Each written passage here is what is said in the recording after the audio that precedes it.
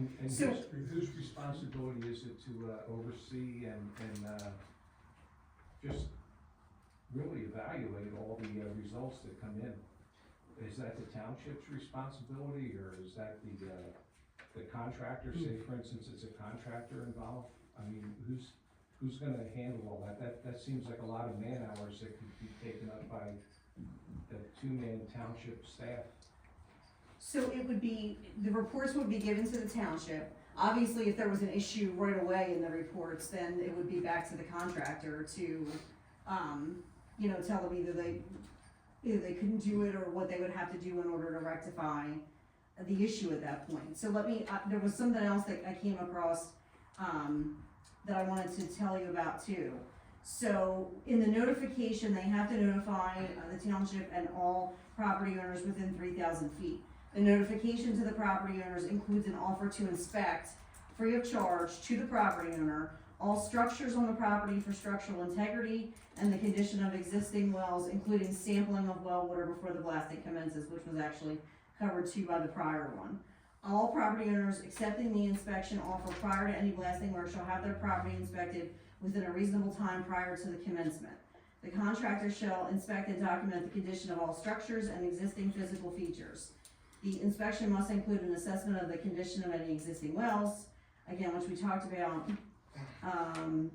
Let's see, copies of the reports have to be given, to the township as well ahead of time. So let me see.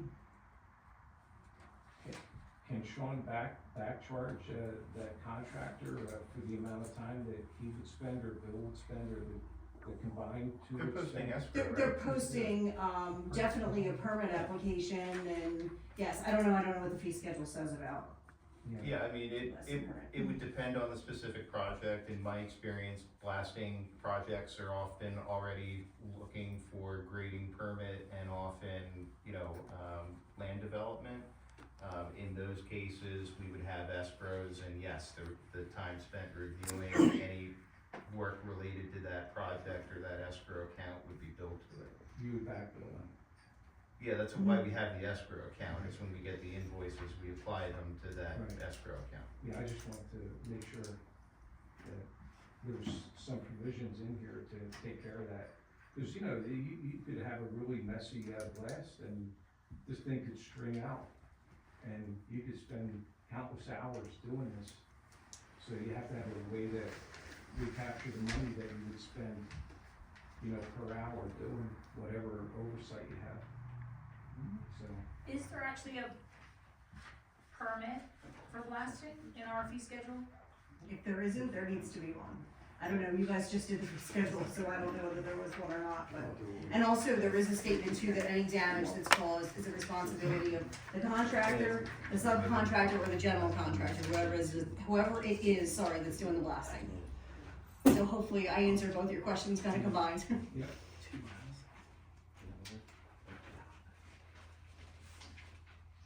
Vicky, didn't you say the blasting ordinance requires a permit? Mhm. I thought you started off with that, right? Yep. Okay.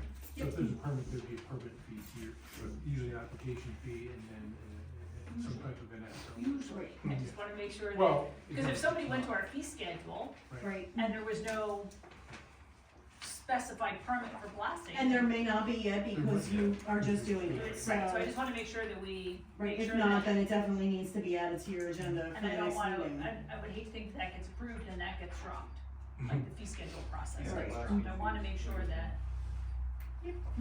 It's on there. Is It it? is with an escrow?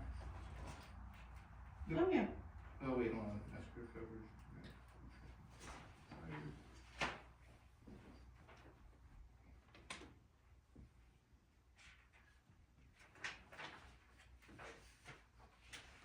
No, I don't think it has an escrow yet, so we can add that. Right now, it's just, I only see a fee and then a fee for each day of blasting. So there's two things right now. Okay. So we can add an escrow line though, for that. But as Sean said though, if it's part of some other type of project, like a land development or something that we're also Right. reviewing, there's gonna be escrow under that too as well. So I don't know how often we would get just the blasting permit without it coming along with something else. But we can certainly add Yeah.